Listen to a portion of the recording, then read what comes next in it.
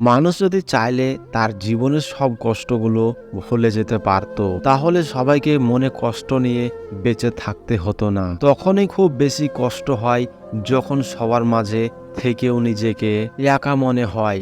মানুষ তখনই কাঁদে যখন সে তার নিজের মনের সাথে লড়াই করে হেরে যায়। কোনো মানুষকে ছেড়ে থাকাটা অনেক কষ্টের, কিন্তু তার চেয়েও অনেক গুণ বেশি কষ্টের হলো সেই মানুষটি আসবে না জেনেও তার জন্য সাথ অপেক্ষা করা। নারীকে জীবনের অর্ধেক কষ্ট দেয় পরিবার, আর বাকি অর্ধেক দেয় সেই পুরুষ যাকে সে ভালোবাসে। মেয়েরা সামান্য কারণে কাঁদে, আবার অত্যন্ত কঠিন যন্ত্রণাও নীরবে সাহ করতে পারে।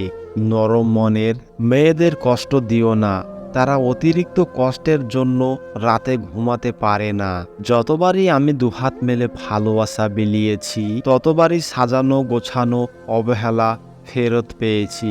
এই জীবনে ভালোবাসার বিনিময়ে হয়তো আমার আর যে মানুষটা আমার নীরব থাকার কারণ বুঝতে পারে না, সে আমার অনুভূতিগুলোর শব্দ সবভার বুঝবে কিভাবে। যে কোনো জিনিস ভাঙলে শব্দ হয়, কিন্তু মন ভাঙলে কোনো শব্দ হয় না। তাই বলে তো যার মন ভাঙে একমাত্র সেই বোঝে মন ভাঙার কত যন্ত্রণা। প্রতিটি মানুষেরই কখনো কখনো একা থাকা ভালো, কারণ একা থাকলে অন্য কেউ গভীরভাবে আঘাত করতে পারে না। জীবনের সেরা শিক্ষা কাকে বলে সেটা তখনই বুঝতে পারবেন যখন আপনি কোনো মানুষের কাছে একটি বারের জন্য হলেও ঠকে যাবেন। স্বপ্ন ভেঙে যাওয়ার প্রতিটা মুহূর্তে মানুষের মনে একে এক সমুদ্র দুঃখ ধারণ করায়। তাই মানুষের হৃদয় পাশান্ত মহাসাগরের মতো, যার হৃদয় যতটা গভীর তার হৃদয়ে ততটাই গভীর কষ্ট।